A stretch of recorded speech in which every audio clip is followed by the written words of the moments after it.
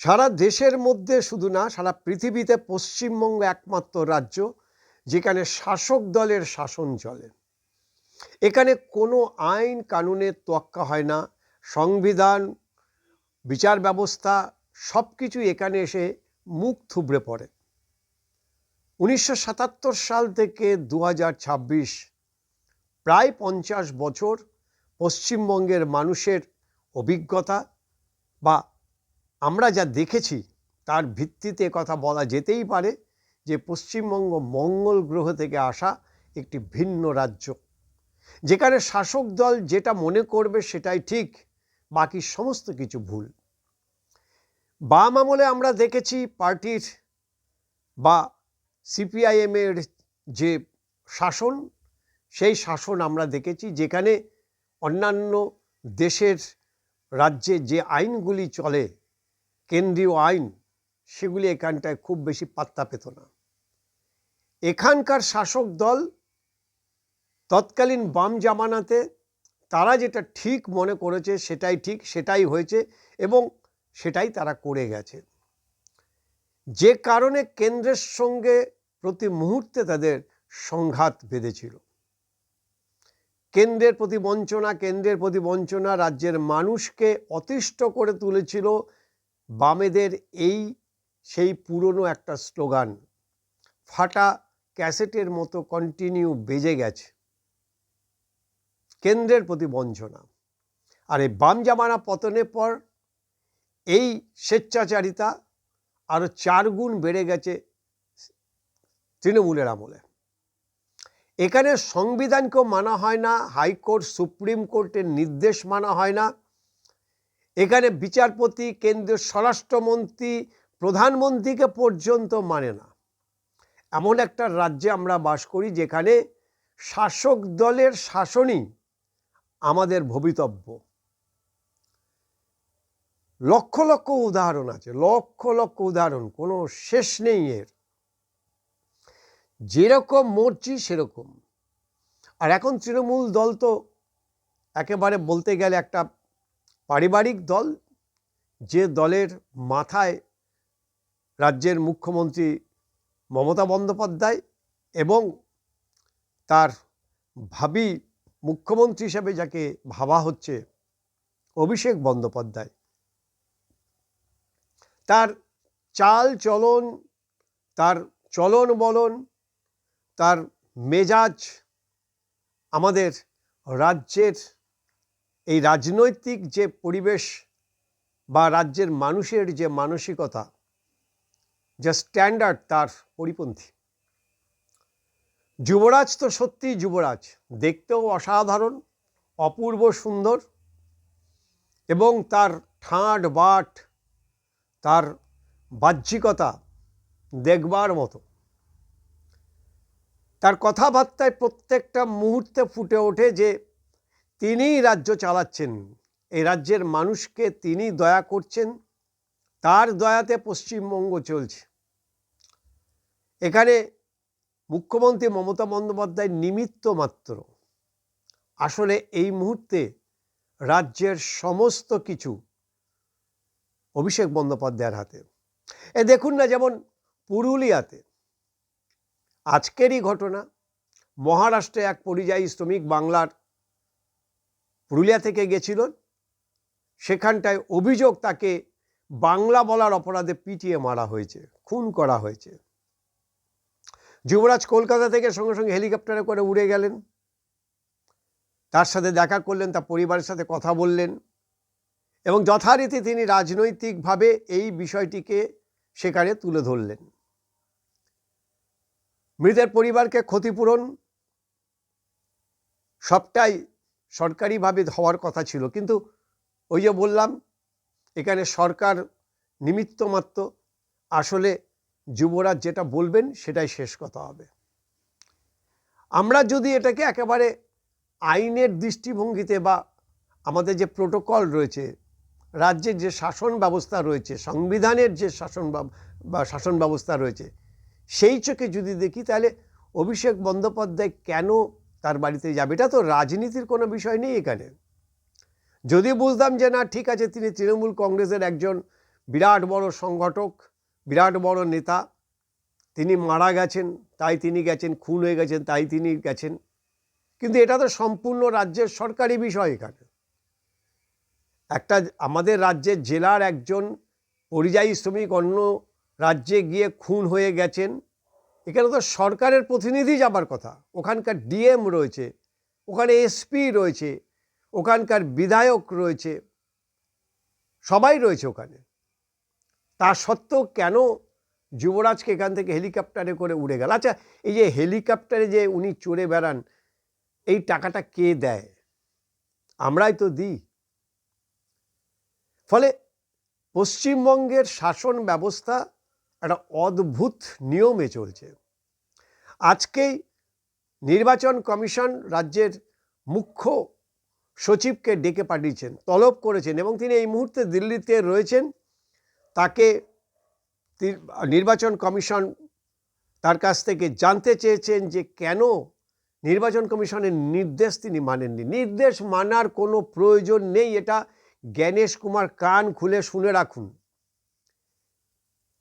আপনি কান খুলে শুনে রাখুন, যে দেশের স্বরাষ্ট্রমন্ত্রীকে রাজ্যের মুখ্যমন্ত্রী বলেন যে আমরা চেয়েছি বা আমি চেয়েছি বলেই আপনি হোটেল থেকে বাইরে বেরোতে পেরেছেন, আমি চেয়েছি বলে আপনি পশ্চিমবঙ্গে পা রাখতে পেরেছেন, না হলে পারতেন না, সেখানে কে জ্ঞানেশ কুমার? আপনি নির্বাচন কমিশন তো কি এসে গেছে, ওরা বহু নির্বাচন কমিশন পশ্চিমবঙ্গের মানুষ দেখেছে, বহু নির্বাচন কমিশন এসেছে আর গেছে। আমাদের পশ্চিমবঙ্গের একেবারে একদম সোজা কথা বলতে গেলে যা হয়, এখানটায় শাসন ব্যবস্থা হচ্ছে একেবারে ব্যক্তিতান্ত্রিক। সিপিএম আমলেও আমরা দেখেছি, আর এই আমলেও আমরা দেখছি। এখানে হাইকোর্ট, সুপ্রিম কোর্ট পর্যন্ত মানা হয় না। সেখানে নির্বাচন কমিশন কে? এখানে রাজ্যপালকে গরু গাধার মতো দেখে। ফলে পশ্চিমবঙ্গের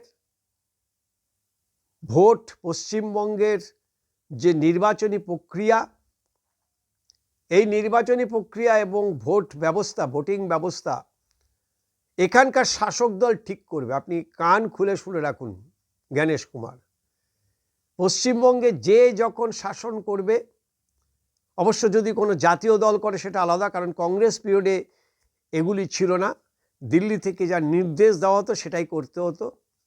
কিন্তু তারপরে পরবর্তীকালে কংগ্রেস জামানা চলে যাওয়ার পর পরবর্তীকালে এখানে সিপিএম এবং তৃণমূলের জামানায় শেষ 50 বছর আমরা যা দেখলাম, সেটা হচ্ছে রাজ্য সরকার বা শাসন ক্ষমতায় যারা থাকবে, শাসক দল, তাদের শাসনই এখানে চলবে, তাদের আইনই এখানে চলবে।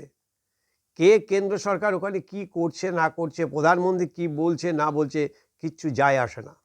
অন্তত আমরা এটাই দেখেছি, আমরা বরাবর দেখেছি। এখানটায় আদালতের কক্ষের মধ্যে ঢুকে গিয়ে বিচারপতি অবধি তারা ভয়ের চোটে পালিয়ে চলে যায়, এমন একটা পরিস্থিতি এখানে।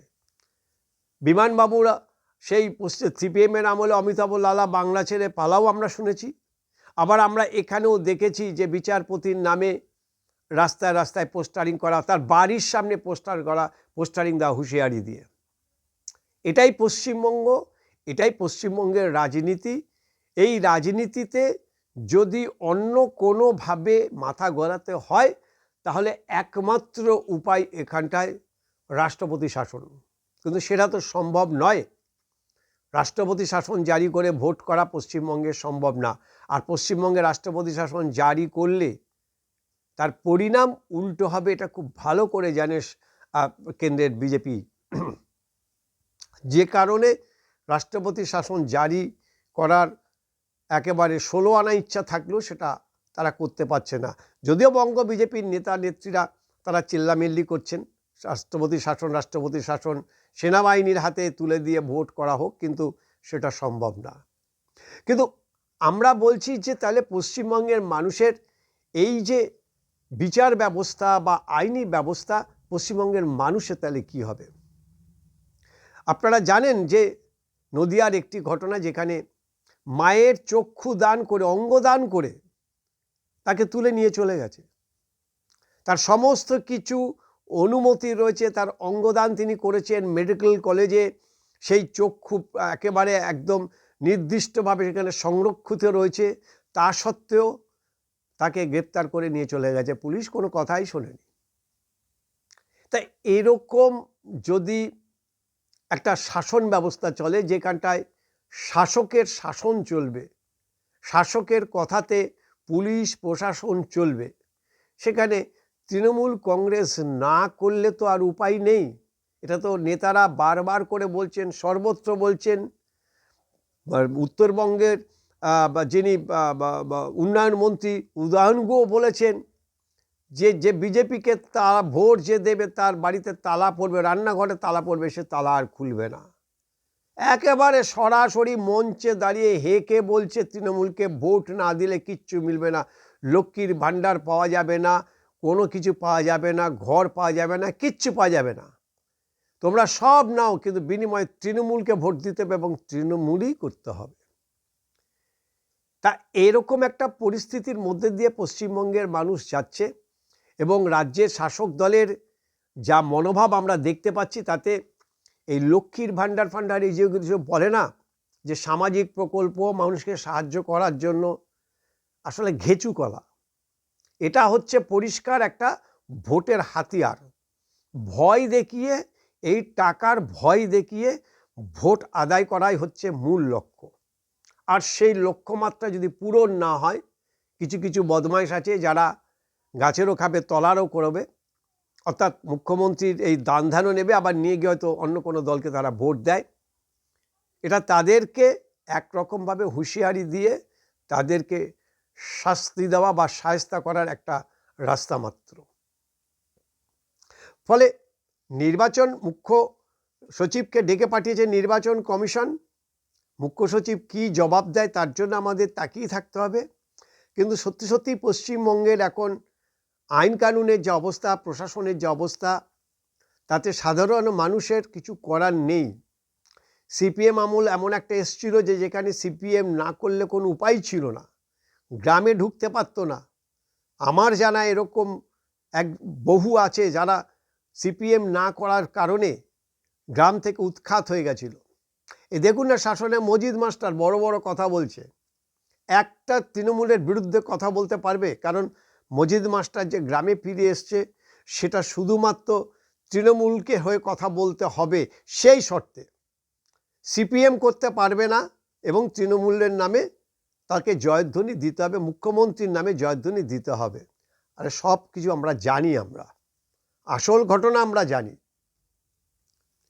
ফলে ভোট আসছে, ভোটে কে জিতবে সেটা তো জনগণ ঠিক করবে, কিন্তু জনগণকে শাসিয়ে, ভোটদাতাদের শাসিয়ে যেভাবে এখন থেকে শাসক দলের নেতারা তারা হুঁশিয়ারি দিচ্ছেন, তাতে আগামী দিনে ভোট কতটা নির্বিঘ্নে হবে, স্বচ্ছতার সঙ্গে হবে, সেই প্রশ্ন কিন্তু যথেষ্টভাবে আমাদেরকে নাড়া দিয়ে যাচ্ছে।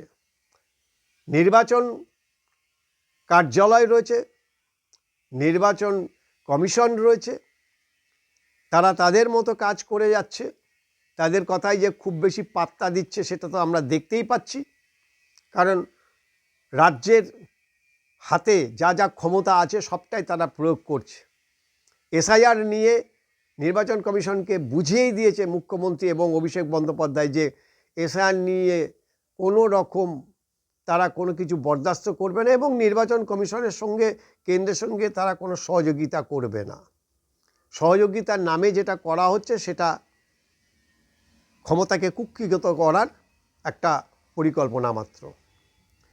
এরকম একটা পরিস্থিতিতে পশ্চিমবঙ্গে যাচ্ছে। আপনারা জানেন যে কালকে বাংলাদেশের যে ভোট হয়েছে, নির্বাচন হয়েছে, তাতে একটা শঙ্কা ছিল যে কে জিতবে। শেষ পর্যন্ত বিএনপি জিতেছে। কিছুটা হলেও, সামান্য কিছুটা হলেও লোকতন্ত্র বজায় থাকবে।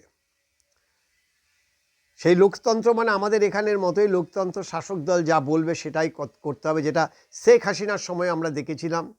আওয়ামী লীগ যখন ক্ষমতায় ছিল তখন শেখ হাসিনা যেটা বলেছে সেটাই হয়েছে। আমাদের এখানে ঠিক ওপার বাংলাতে যা হচ্ছে এপার বাংলাতেও তাই, অর্থাৎ মুদ্রার একই মুদ্রার দুটো পিঠ, এপার বাংলা এবং ওপার বাংলা। আর এভাবেই কি আমাদের সারা জীবন কেটে যাবে? এই প্রশ্নটা আপনাদের কাছে থাকলো। আগামী দিন পশ্চিমবঙ্গে মানুষের ভবিষ্যৎ নির্ধারিত হবে এই ভোটের মধ্যে দিয়ে। বিধানসভা ভোটে যাই হোক না কেন ফলাফল, পশ্চিমবঙ্গে যেন আর রক্ত না ঝরে, পশ্চিমবঙ্গে যেন আর কোনো মায়ের কোল খালি না হয়, এটাই আমাদের প্রার্থনা, এটাই আমাদের অনুরোধ থাকবে।